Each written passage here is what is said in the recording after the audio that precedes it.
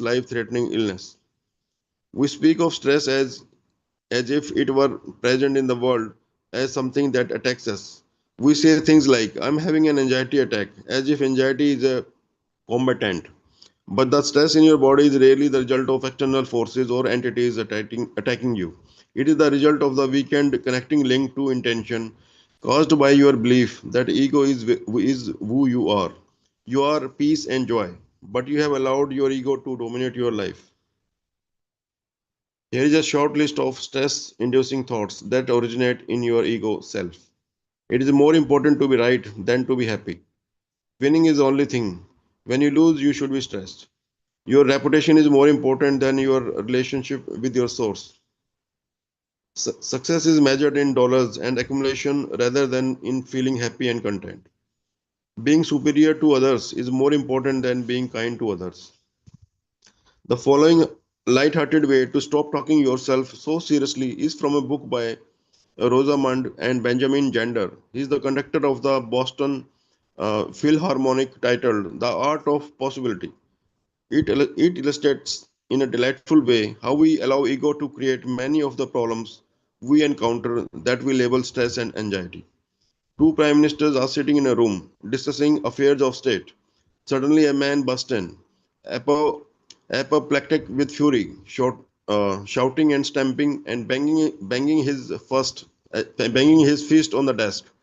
The resident prime minister admonishes him. Peter, he says, kindly remember rule number 6. Whereupon Peter is instantly restored to complete calm, apologizes, and withdraws. The politicians return to their conversation, only to be interrupted yet again 20 minutes later by an hysterical woman gesticulating wildly, her hair flying. Again, the intruder is greeted with the words, Mary, please remember rule number 6. Complete calm descends once more, and she too withdraws with a bow and an apology.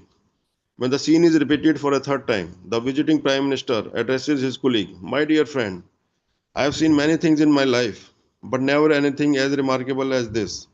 Would you be willing to share with me the secret of rule number 6? Very simple, replies the resident Prime Minister. Rule number 6 is don't take yourself so Godaman seriously. Says his visitor.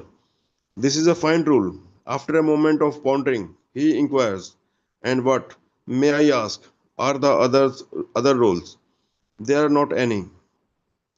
As you encounter stress, pressure, or anxiety in your life, remember rule number 6. At the moment you realize you are thinking stressful thoughts. By noticing and discontinuing the inner dialogue that is causing stress, you may be able to prevent its physical symptoms. What are the inner thoughts that produce stress? I am more important than those around me. My expectations are not being met. I should not have to wait. I am too important. I am the customer here, and I demand attention. No one else has these pressures. All of the above, along with a potentially endless inventory of rule number 6. Thoughts are from the ego's bag of tricks. You are not your work, your accomplishments, your possessions, your home, your family, your anything. You are an aspect of the power of intention, dressed in a physical human body, intending to experience and enjoy life on earth. This is the intention that you want to bring to the presence of stress. Bringing intention to the presence of stress. In any given day, you have a hundred of opportunities to implement rule number 6 by bringing the power of intention into the moment and eliminating the potential for stress. Here are a few examples of how I have employed this strategy. In each of these examples, I activated an inner thought that was in vibrational harmony with the universal field of intention, and I fulfilled my personal attention to be tranquil. These examples occurred in a 3 hour period of a normal day. I offer them to you to remind you that stress and anxiety are the choices that we make to process events rather than entities that are out there waiting to invade our lives. I am dropping off a prescription at the drugstore. One second. I'm dropping off a prescription at the drugstore, and the person ahead of me is talking to the pharmacist, asking a series of seemingly inane questions, all of which may all of which my stress-producing ego tells me are intended to deliberately delay and annoy me. Minor dialogue might go like this: I am being victimized. There is always someone just ahead of me in line who fumbles with money, can't find what is needed to prove participation in some kind of an insurance plan, and has to ask silly questions designed to keep me from dropping off a prescription. I use these thoughts as a signal to change my inner dialogue to Vene, stop talking yourself so goddamn seriously. I immediately make the shift from pissed to blissed. I take the focus off myself, and at the same time, I remove resistance to my intentions to live a stress free and tranquil life. I now see this person as an angel who is ahead of me in line to assist me in reconnecting to intention. I stop judging and actually see beauty in the slow, deliberate gestures. I am kind in my mind towards this angel. I have moved from hostility to love in my thoughts, and my emotions have shifted from discomfort to ease. Stress is absolutely impossible in the moment. Yeah, Deepa, you can take over. Yeah.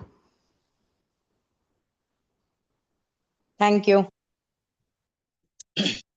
My 17-year-old daughter tells me about a disagreement with a school official who has taken action against some of her friends, an act she considers totally unfair. It's Saturday morning and nothing can be done until Monday. The choice?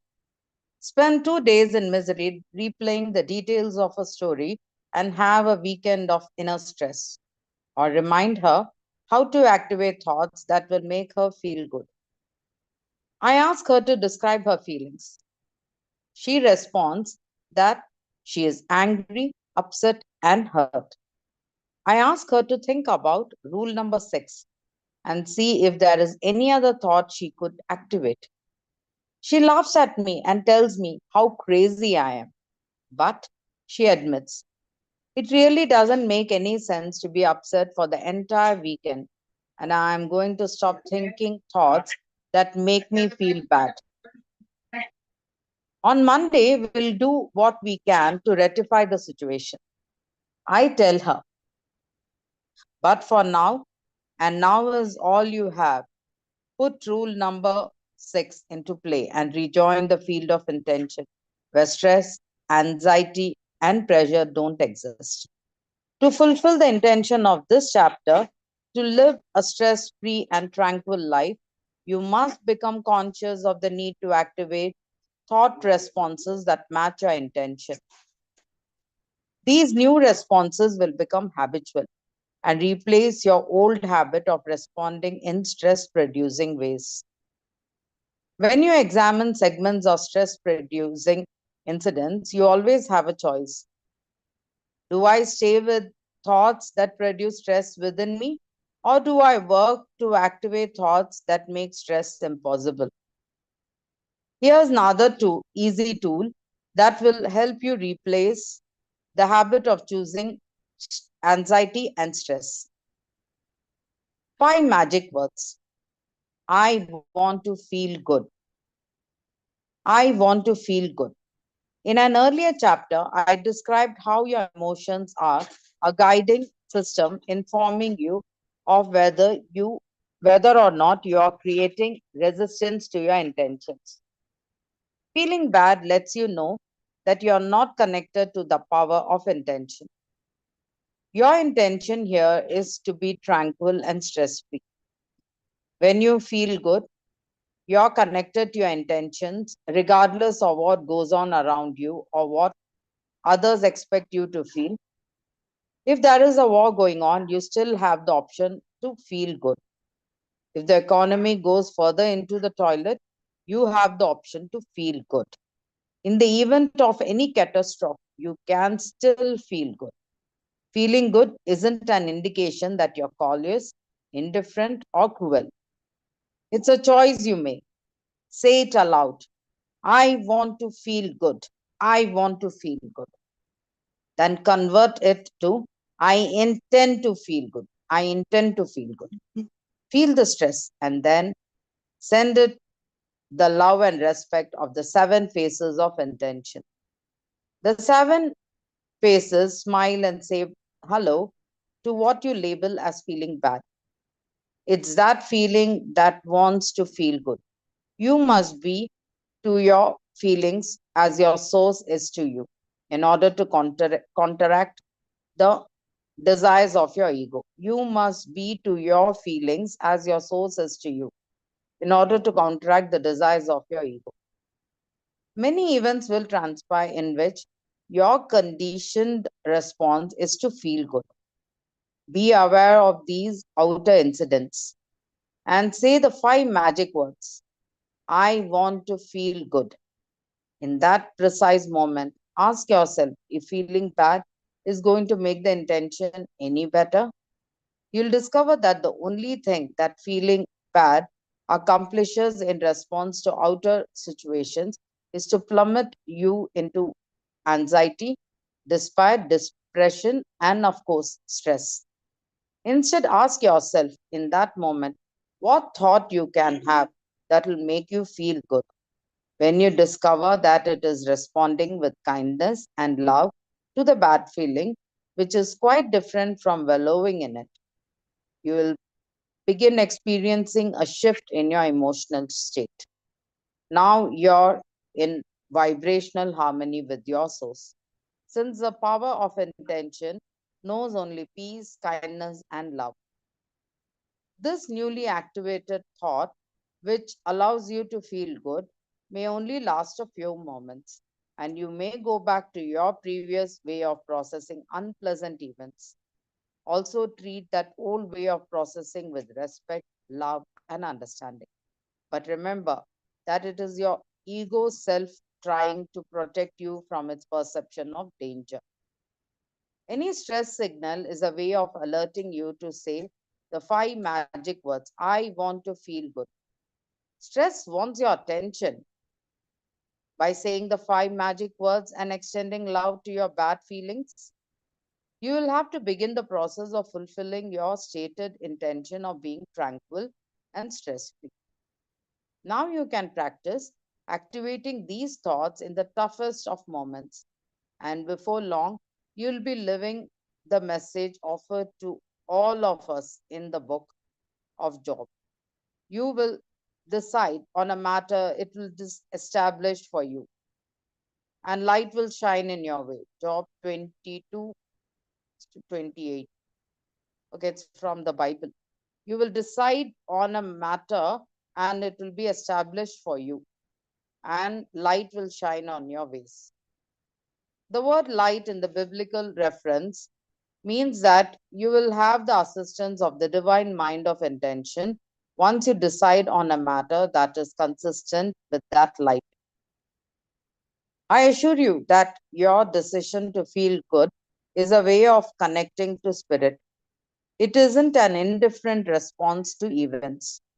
By feeling good, you become an instrument of peace, and it is through this channel that you eradicate problems. By feeling bad, you stay in the energy field that creates resistance to positive change and experience a stressful, anxious state as a byproduct. The things you call problems will perpetually present themselves to you. They will never go away, resolve one, and never will surface. You'll never get it done. In chapter 6, I reminded you of your infinite nature. Since you are an infinite spiritual being disguised as a temporary human being, it's essential to understand that in infinity, there is no beginning and no ending. Therefore, your desires, goals, hopes, and dreams will never be finished, ever. As soon as you manifest one of your dreams, another will most assuredly pop up. The nature of the universal force of intention from which you immigrated into a temporary material being is always creating and giving forth.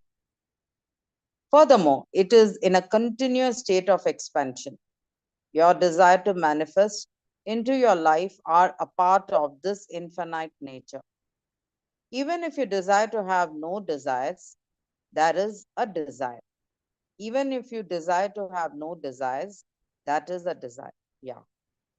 I urge you to simply accept the fact that you'll never get it all done and begin to live more fully in the only moment that you have now.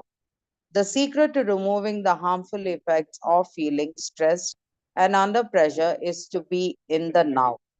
Announce out, announce out loud to yourself and all who are willing to listen to you. I am an incomplete being.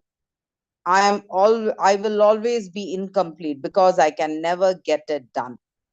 Therefore, I choose to feel good while I am in the moment, attracting into my life the manifestations of my desires. I am complete in my incompleteness. I'll read that again. I am an incomplete being. I will always be incomplete because I can never get it done. Therefore, I choose to feel good while I'm in the moment and attracting into my life the manifestations of my desire. I am complete in my incompleteness. I can assure you that a follow up on this statement will eradicate all anxiety and stress, which is precisely the intention of this chapter. All resistance melts away when you can feel complete in your incompleteness. Is there anyone who's put their name? Or I'll continue. No, there I'm are no continuing. names. Yeah. Okay, I'll just Anyone wants continue. to read, please put your name. Yeah. Yeah. The path of least resistance. You live in a universe that has limitless potential for joy built into the creation process. Your source, which we call the universal mind of intention, adores you beyond anything you can possibly imagine. When you adore yourself in the same proportion, you're matched up with the field of intention and you're opted for the path of no resistance. As long as you have even a pinch of an ego, you'll retain some resistance. So I urge you to take the path in which resistance is minimized. I'll just read that part again. As long as you have even a pinch of an ego, you'll retain some resistance. So I urge you to take the path in which resistance is minimized. The shape and quality of your thoughts determine the amount of resistance. Thoughts that generate bad feelings are resistant thoughts.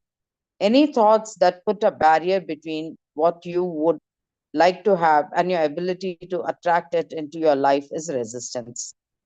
Your intention is to live a tranquil life, free of stress and anxiety. You know that stress doesn't exist in the world and that there are only people thinking stressful thoughts. You know that stress doesn't exist in the world and that there are only people thinking stressful thoughts. Stressful thoughts, all by themselves, are a form of resistance.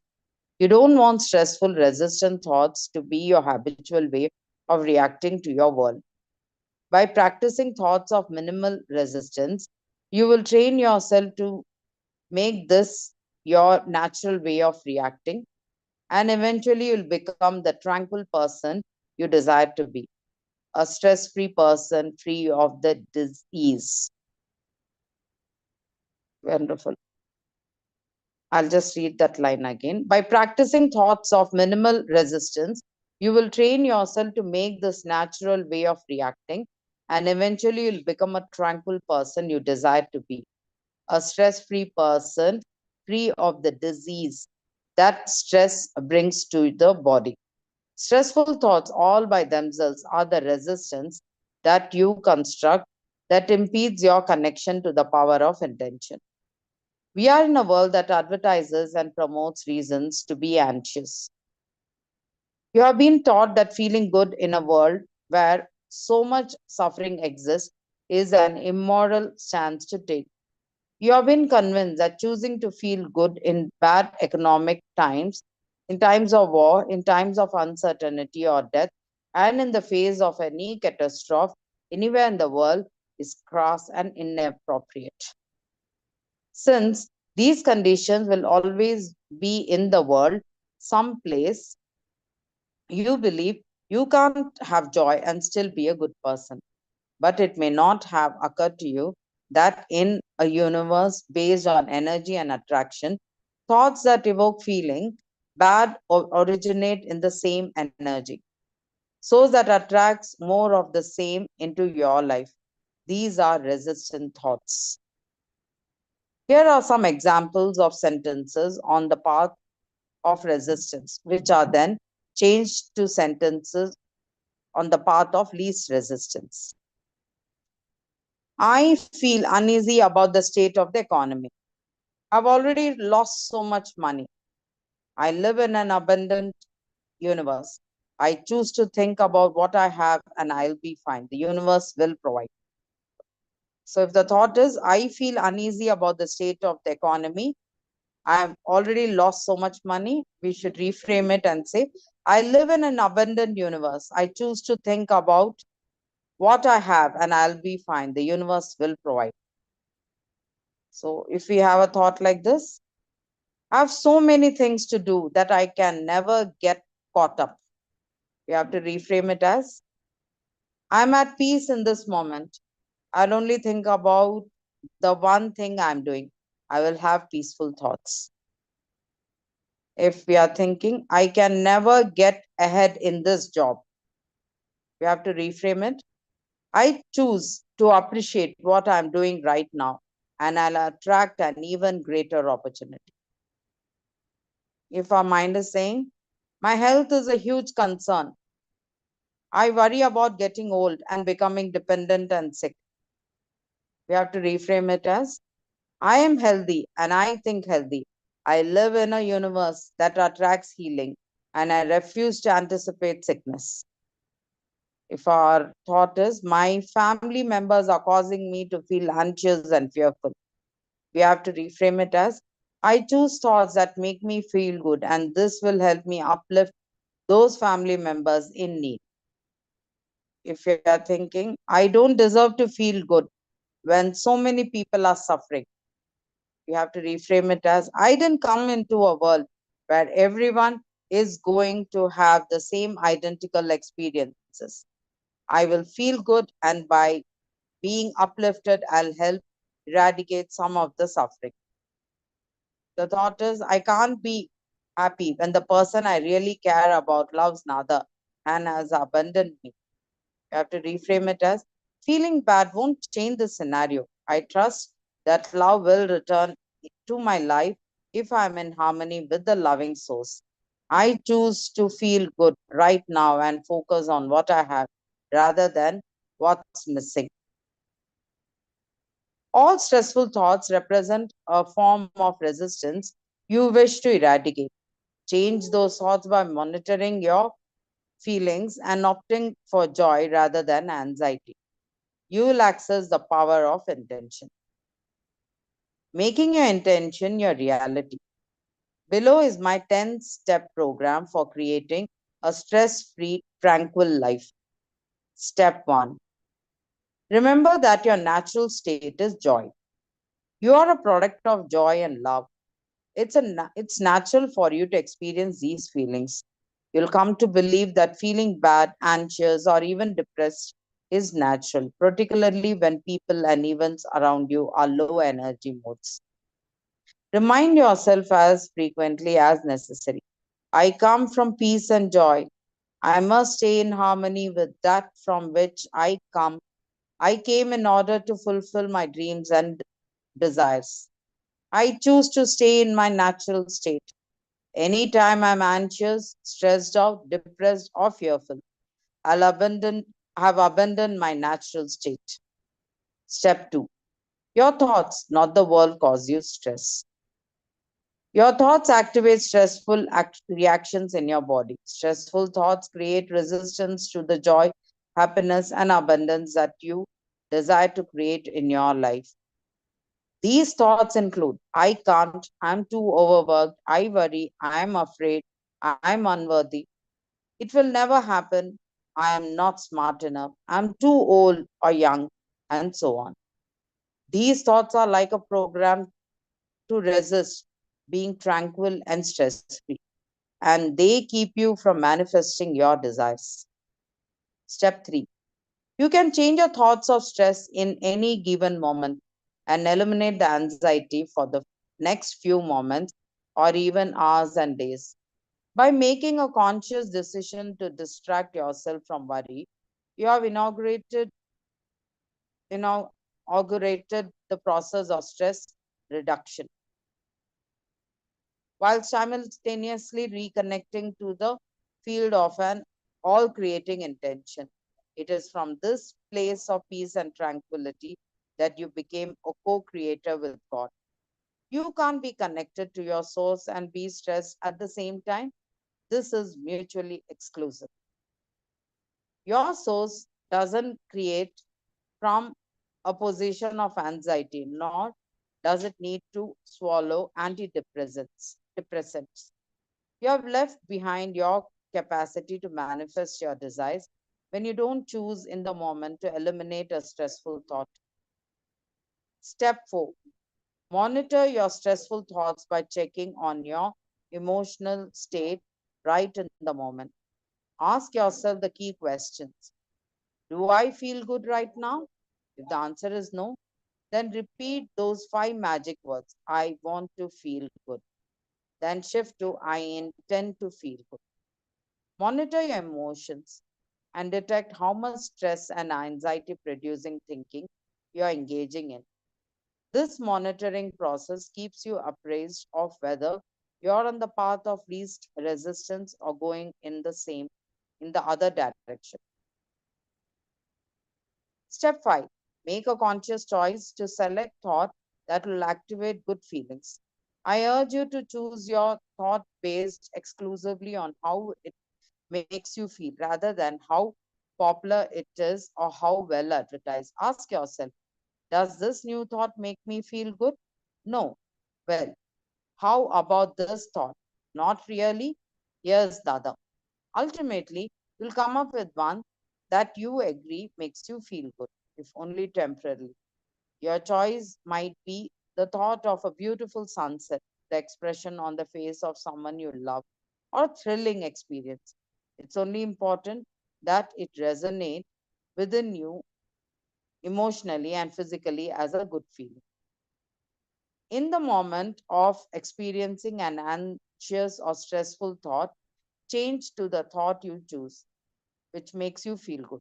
Plug it in, think it, and feel it in your body if you can. This new thought that makes you feel good will be of appreciation rather than depreciation. It will be of love, beauty, receptivity to happiness, or in other words, it will align perfectly with those 7 phases of intentions I have been harping about since the opening pages of this book. Step 6. Spend some time observing babies and vow to emulate their joy.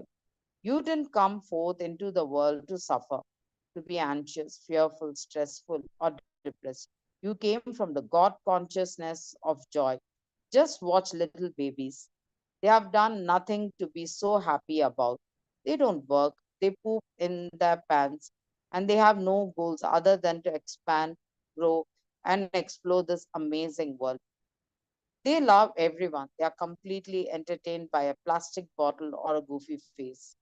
They are in a constant state of love, yet they have no teeth, no hair, and they are pudgy and flatulent. How could they possibly be so joyful and easily pleased?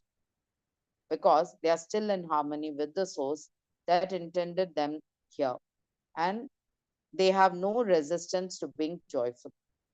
Be like that baby you once were in terms of being joyful. You don't need a reason to be happy. Your desire to be so is sufficient. Step 7. Keep rule number 6 in mind. This means to suspend the demands of your ego, which keep you separated from intention, which you have a choice to be right or to be kind. Pick kind and push the ego's demand out of the way. Kindness is what you emanated from, and by practicing it, rather than being right, you eliminate the possibility of stress in your moment of kindness. When you find yourself being impatient with anyone, simply say to yourself, Rule number 6, and you'll immediately laugh at the pudgy little ego that wants you to be the first, faster number one and be treated better than the other guy. Step 8, accept the guidance of your source of intention. You will only come to know the Father by being as He is. You'll only be able to access the guidance of this field of intention by being as it is. Stress, anxiety, and depression will be lifted from you with the assistance of that same force that created you. If it can create worlds out of nothing and you out of nothing, surely the removal of some stress isn't such a big task. I believe that God's desire for you is that you not only know joy, but what you become it. Step 9, practice being in silence and meditation. Nothing relieves stress, depression, anxiety, and all forms of low energy emotions like silence and meditation.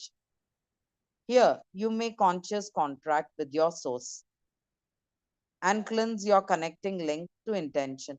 Take time every day for moments of quiet and contemplation and make meditation a part of your stress reducing ritual. Step 10, stay in a state of gratitude and awe.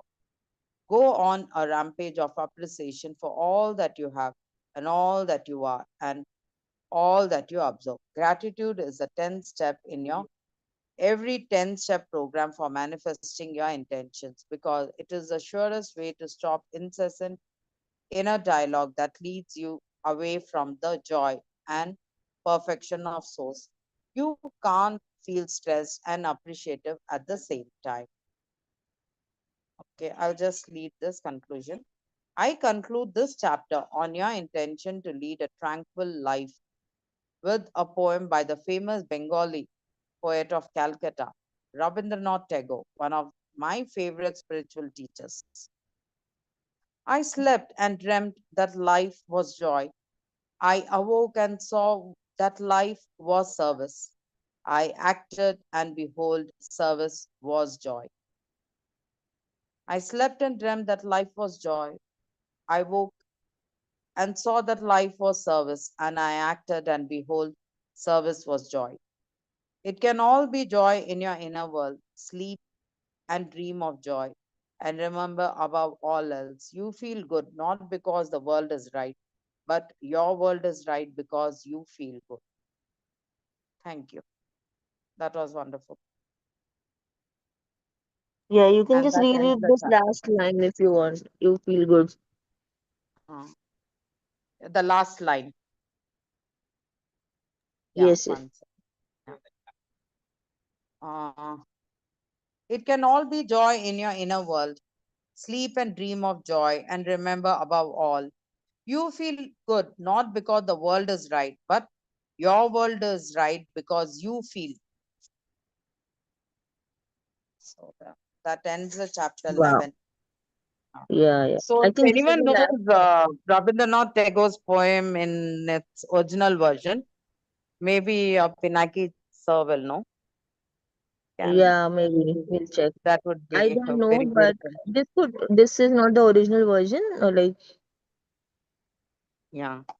No, no, he he wrote it in Bengali, no? He wrote it in Bangla and it was, I think, translated in English. Is it from Gitanjali because or some other line? I I don't don't know. know. Maybe he writes in English also, no? I think so. I don't know. I'm not very sure, but I Yeah, think yeah, maybe. And is it from Gitanjali or some other poem? I don't know. I don't know. I don't know. Yeah. Okay, but this is beautiful. Yeah. So yeah, yeah, we are open for discussion now. So anyone wants to add, share something, please feel free. Wonderful chapter in all. Please share. Please unmute and share whatever you want to talk or whatever you feel like. Yeah, this is Manish. Good morning. See, I want to share that, like I always emphasize that today reading also that the feeling is the secret, right? Because unless we feel good from inside, we will not have that energy that to do things that matter in life. So I think feeling is very important, and like as the author says that yeah, our world is only right when we are feeling good. uh, the world is not so basically what he is trying to say is that our outer world is a reflection of our inner state. So if internally we feel good, we feel positive, and yesterday also I mentioned in the same alignment that let's like one should fall in love with the process of life.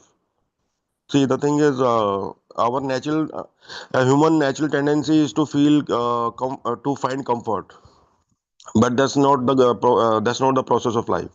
In the process of life, we have to go through up and downs. We have to face challenges. We have to go through discomforts and all that. So through this power of intention, we should find peace in every situation of life if it is aligned with our purpose of life, whether it is challenges, discomfort, and finding discomfort in many areas of life, people, situations, like weather and so many things. But as long as from our intention is always to feel good, right? Whatever we are trying to seek, we always want to feel good. So the intention is to feel good. Then whatever comes on the way, we have to just be friendly with that situation in a positive way, and just things will fall in place. So we should always focus that our power of intention is always to be feel good, and our natural state is also is to be feel good, joyful, happy. And that's what we always focus on. And through meditation and through affirmations and through like having good thoughts, always focus on your purpose of life. Always focus on what is important for you, and not to like if I am going, let's say the author says that he was standing in the queue at the pharmacy, and the person in front of him was he was talking on things which he was not liking, maybe. But but we cannot be discomfort at this situation by outside situation. We should always focus on, okay, this will also pass, that's okay. Because just like that, when you are driving, you're in traffic jam, right? So you have no other option. You have to just focus on your gratitude. Okay, you are feeling good, you started your day. But what I'm saying is, you always have so many things to feel good about it. So whenever you feel like losing your focus, or you're starting feeling little low on something, so just focus on your gratitude, that okay, you have so many things to cherish, you have so many things to be joyful. So always focus on your intention and focus on the real purpose of life, and just be friendly with what comes on the way. So everything, if we are fully aligned with our power of intention and our purpose of life, I think everything will fall in place. And these challenges, obstacles, they are just clouds in the sky. They will come and pass. So we should always focus with the power of attention that we intend to feel good at whatever comes on the way. Because if we are fully focused on our power of intention and the true purpose of life, we don't have to feel anything that should be discomforting to us. So always feel blissful, and just focus on your intention. Yeah, thank you. Yeah, very true, very true. Thank you for sharing that, Manishji. So yeah, I remembered that, as Manishji also rightly said, I remembered that story we read in the other book we're reading in the afternoon about this too shall pass. So I think many of you must be aware of it. So it is basically, if you don't know, like then we can repeat, like if anyone wants to know. Otherwise, I'll just do one thing. I'll just look for it and I'll just put a picture of that in the group today, so you can just read through. So it's a nice story. It's all about how good things and bad things all are temporary, and acceptance for it. So that is one thing that I remembered. The other thing that got my attention today, like that came to my reminder today again, was this about, like, as he constantly talks about. Yeah, yeah, Saurabh, please speak. I'm just filling the gap. Yeah, No, no, please. sorry, I didn't want to break your flow. Sorry. But just I didn't want to break your flow, but yeah, just two things I wanted to No, no, no, quickly okay, say. okay. Yeah. Yeah, go on. So two things that I liked from today's session was one was that in between the reading there was a mention of, right, there is no anxiety in the world. There are only anxious thoughts that people are thinking. So that was something very good. I mean, in terms of feeling good about the world. Right? And the last poem, and the world is good not because it is innately good, but because we feel good, it is kind of becoming good for us. So those are the two key takeaways from me. Just wanted to say that. Sorry, please continue. No, no, it's okay. It's okay. No problem. I'm grateful you shared. So yeah, very true. Even I like the last line that the chapter closed with. It's your world. You feel my world is good because I feel good. That's very true, right? Like we just it's we are already or we are normally operating in our own world only, and by just not feeling good, we just change the dimension of it. Our loved ones and everyone is our small world that we live in normally. So yeah, I took it that way. And also like what I wanted to add was like what I felt I remembered of is this. There is this chart, vibrational chart, right? Many of us must be aware of it, that there is this vibrational chart where there are feelings define how we what vibration are we attracting on. So if we are feeling of if we have these feelings of shame, fear, guilt, or these lower vibrational feelings, then we are on a very low level of attraction. And if we have this high level of feelings of joy, happiness, gratitude, love, all of these, so there is a typical frequency for every feeling that we have. So most of the time throughout the day, whatever feeling we are producing, or whatever we are feeling most of the time, that defines our capacity to attract things into our life, is what they say. And that's the chart tells about the vibration at which every feeling is vibrating. So it's very important that we have to keep ourselves at a higher frequency or a higher vibration, so we attract and match with those higher vibrational opportunities or things, and they come into our life, is theory behind all of this. So I just remembered of that.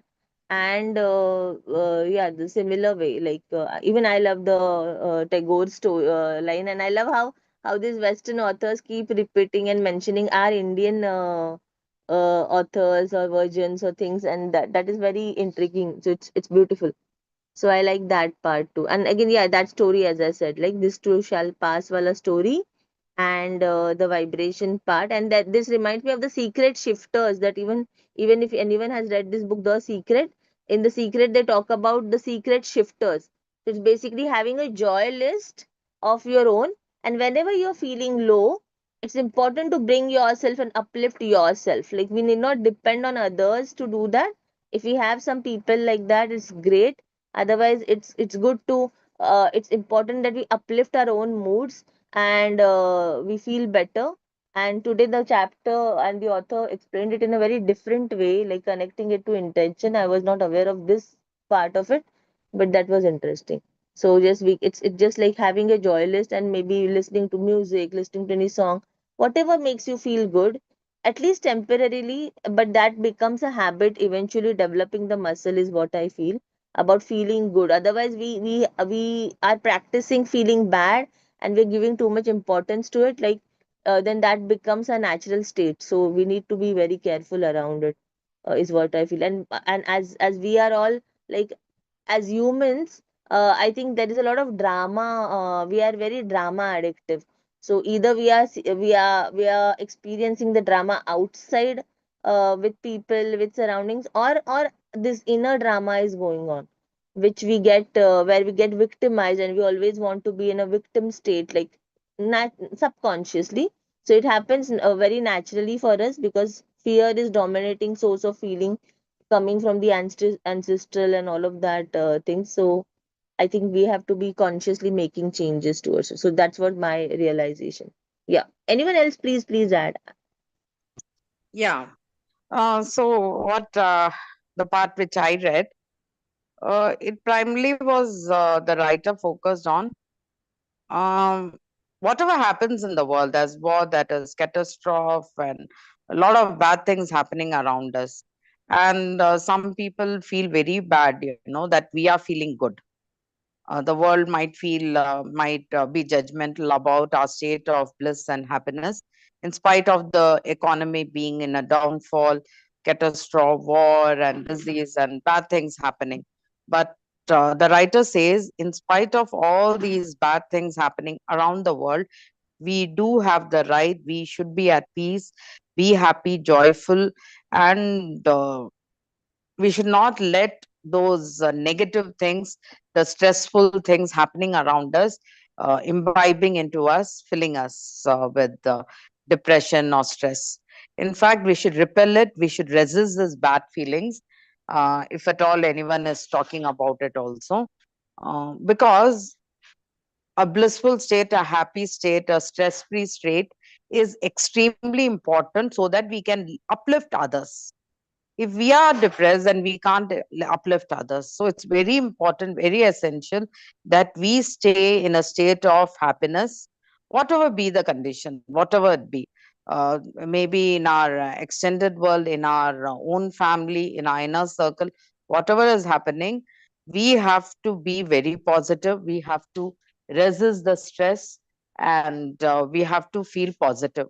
That is how we can uplift the world around us. So it's very important. It is something like when we are flying, one of the golden rule is that we should, uh, in an emergency, we should put on those safety masks, oxygen mask, and take care of ourselves before we take care of even our own child. So that rule we have to follow. And he repeatedly mentions rule 6. I think that is what it is, to feel uplifted all the time and not allow ego. Ego is stress. So don't allow ego to overtake and become stressful. We should be resistant to all these things which are anti our happiness. So being good, feeling good at any point is very important to uplift not only ourselves but the world around us. So thank you.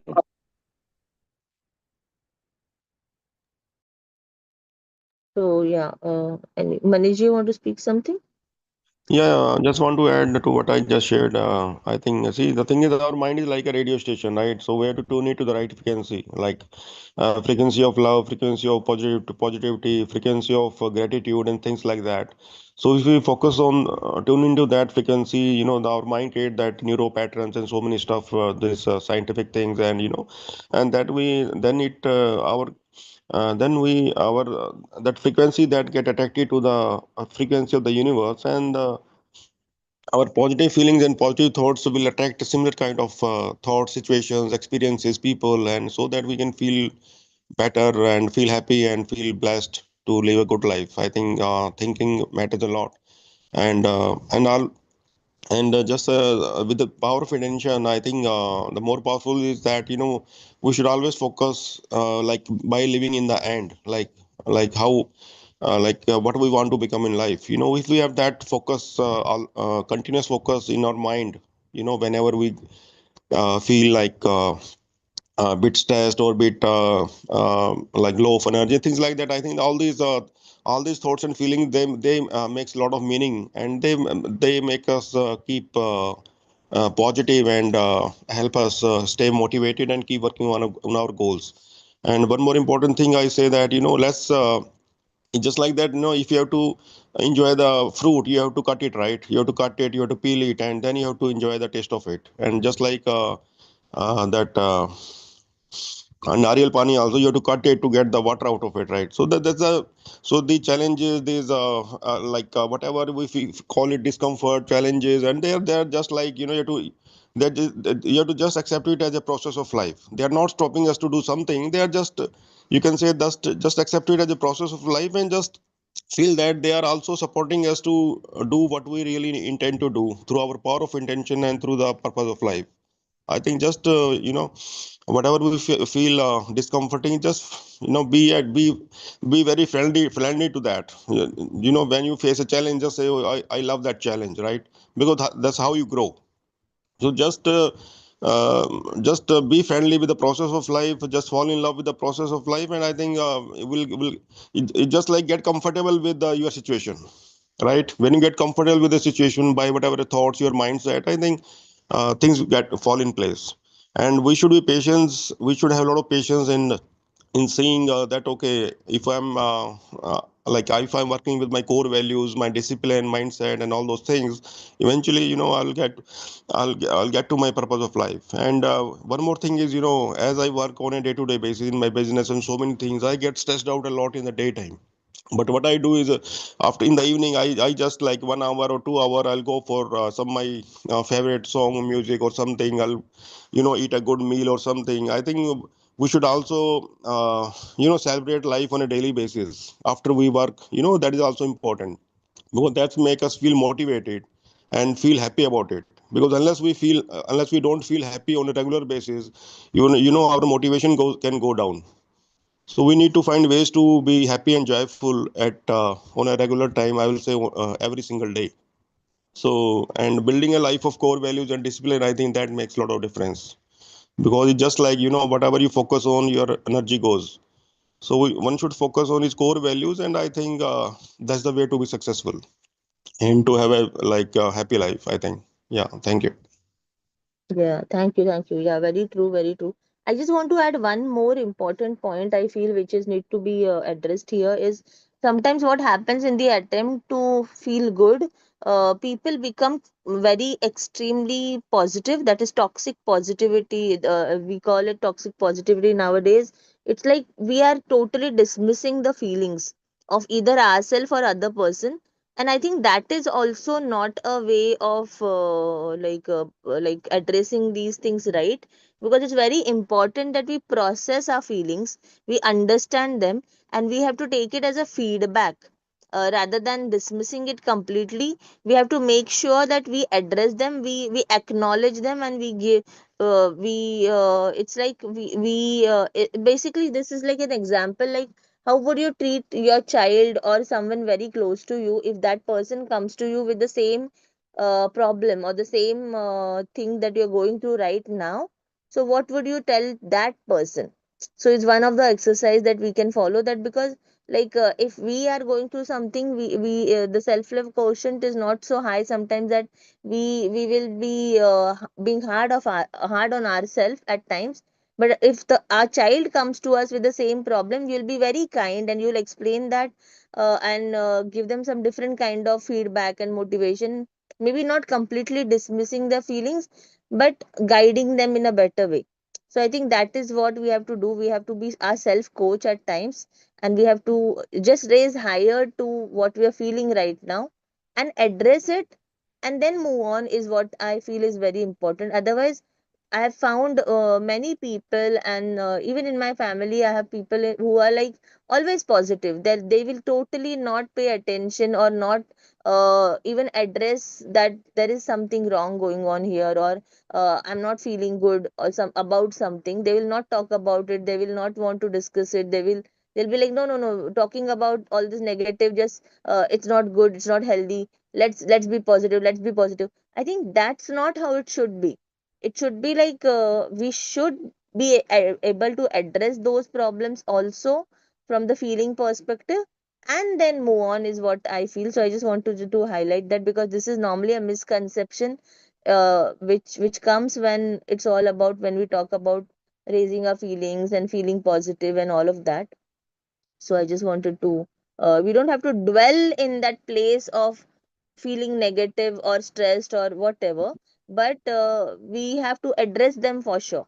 Like, we have to make sure that we know and we are aware of it, and we are not dismissing Very true. it and not living in a denial that oh, I should not be feeling this. Then that is suppressing the feeling. And if we are suppressing the feeling, it's like the soda bottle, it's bound to come up some way, and that's how anger issues happen. That's how people get reactive, because they're suppressing something which is not well addressed, is what I understand. So I just wanted to share that with everyone, because otherwise this could be a message that someone might take from what we read today. So that's not how it should be, is what I just wanted to share with everyone. Yeah.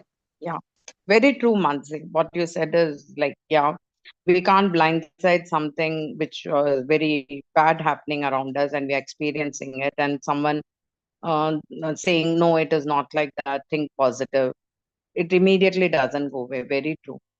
So Yeah, I feel feelings we should take it as our GPS.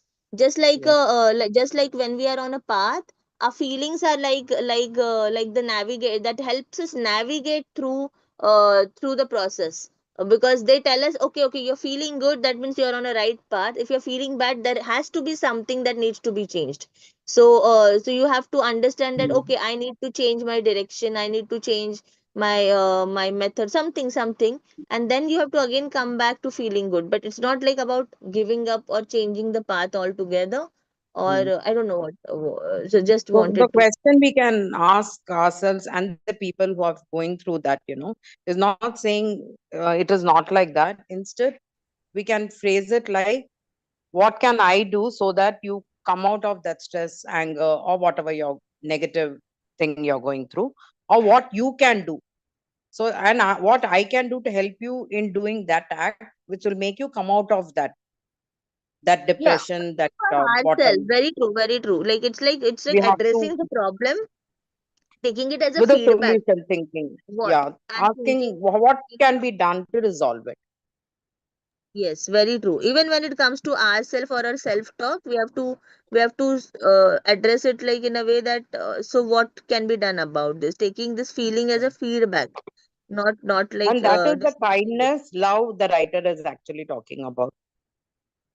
Not blindsiding it, but rather being kind, and with love, we have to resolve that issue. Just, and we have to think, we have to go back to that childlike thing, that the inner child, maybe, by being innocent, being someone who has nothing but still is very happy, no, just pooping and just giggling, and smiling when there is no teeth, and dependent on others, just like a newborn baby.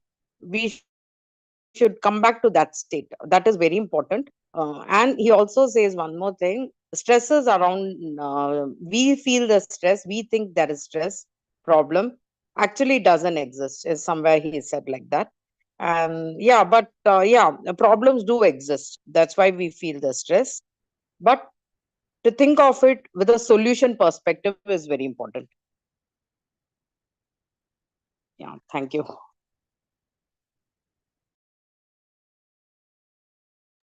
Yeah, the same thing, that I focus that I think yesterday I shared something core values.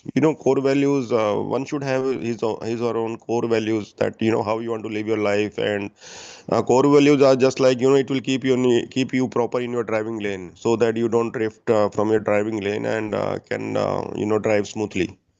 So I think core values are very important, because they keep you grounded, and they keep you in fully control of your Understanding our core values is important. Like, for example, if someone's value is freedom and that person is caught up in something that is not allowing that person that kind of freedom, then definitely you are not going to be happy. So as we talked about, like taking feelings as feedback.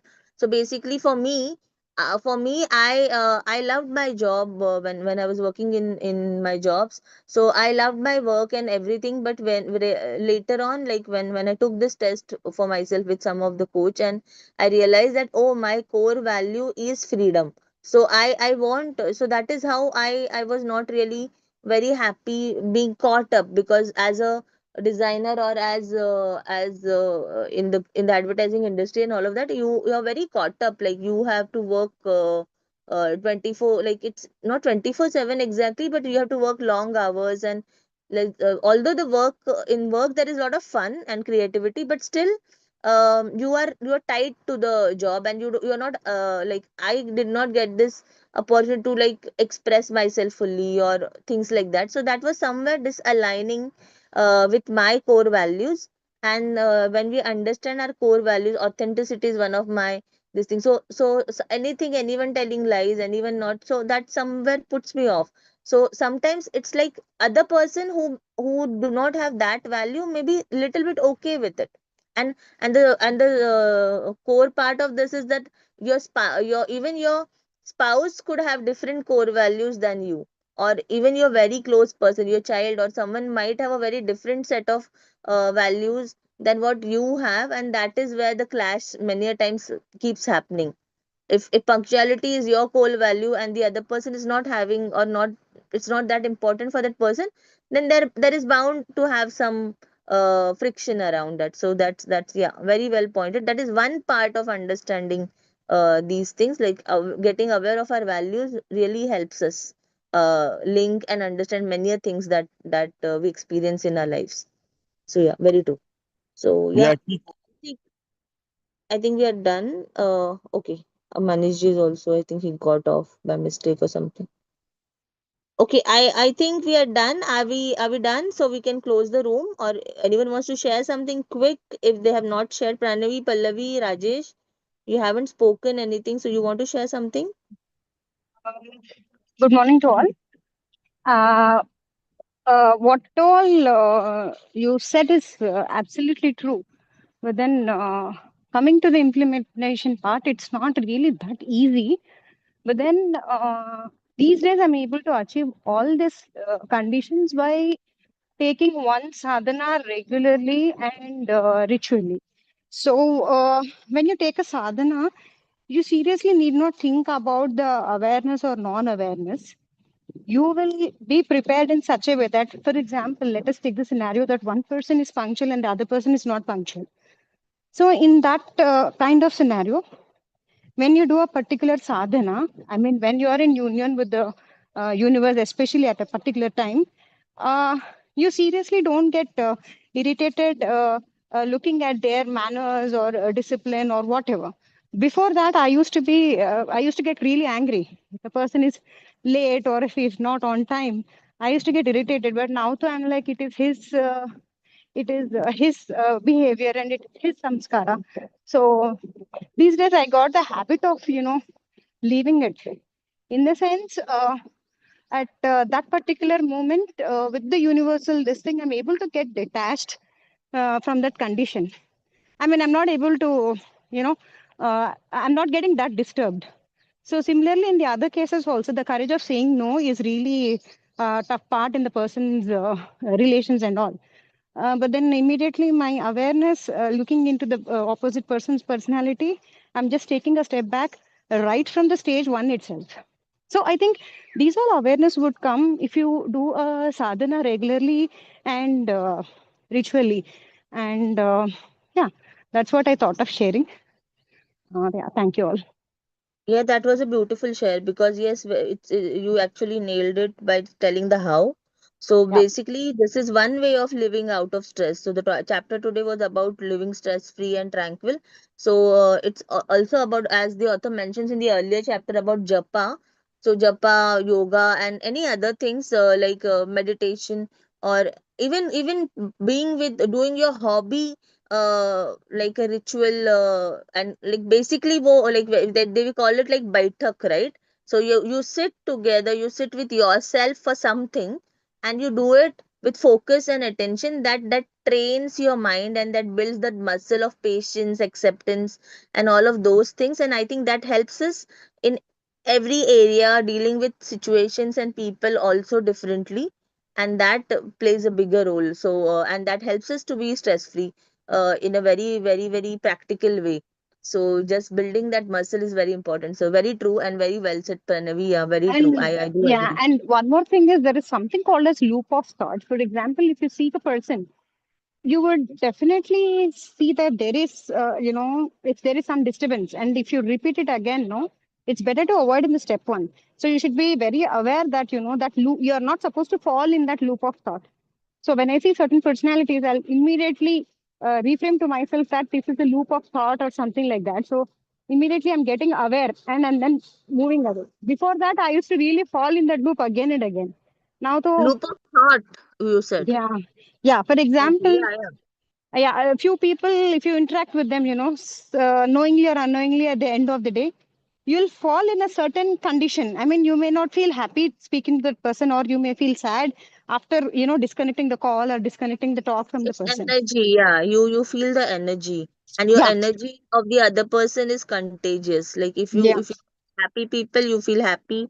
If you are with complaining, if you keep listening to someone's complaint and everything all the time, you feel drained.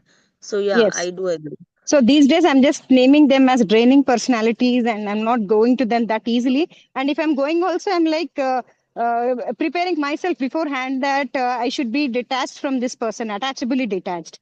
So those things all really come up if you really go for any sadhana, anything. So a So fun way of a little off our topic today, but just to add, since we're talking about people, so fun way of addressing this is what we call them as energy vampires. So there yes, are this very toxic people in our life. We all have them, somewhere or some place or the other, home, office, somewhere, some place, some friend, someone like that, and so we call them as energy vampires. So they basically suck your energy. So yes, so you just feel very drained by the way they are reacting, or even by the mere presence and the way the energy is the way that what energy. So we always so that's what the chapter today also talks about, making yourself and keeping yourself in that uplifted mood and feeling good. So that I think helps you in a way from not becoming an energy vampire also, because even we could be that energy vampire for someone, right? Like we are yes, sucking their energy because they are on a very good high state and we are not. So maybe our company may not be the good company for them.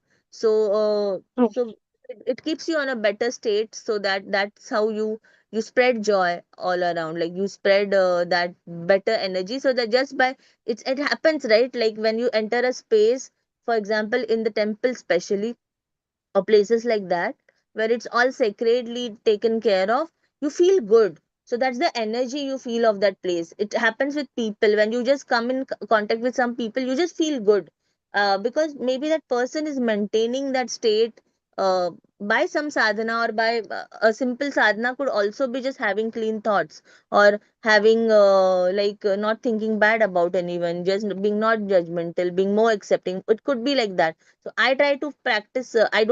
I'm not into any sadhana as such. I want to be, but right now I'm not so involved, to be honest. And so this is how I practice it. I try to be very clean.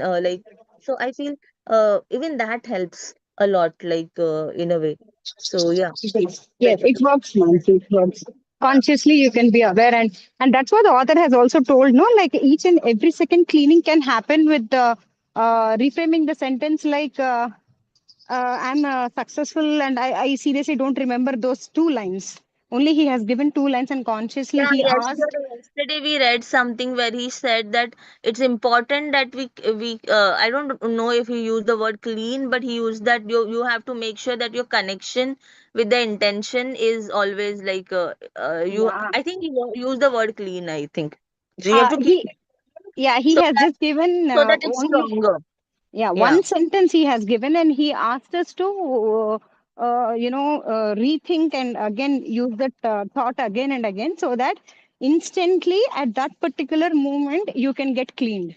It is just a one line thing. I am not able to And seriously. I think when we indulge, or when we somewhere allow ourselves to go with this flow of negative emotions, dramatic emotions, judging someone or whatever, like it happens very naturally. It happens mostly with our loved ones, that we get into this friction mode or this.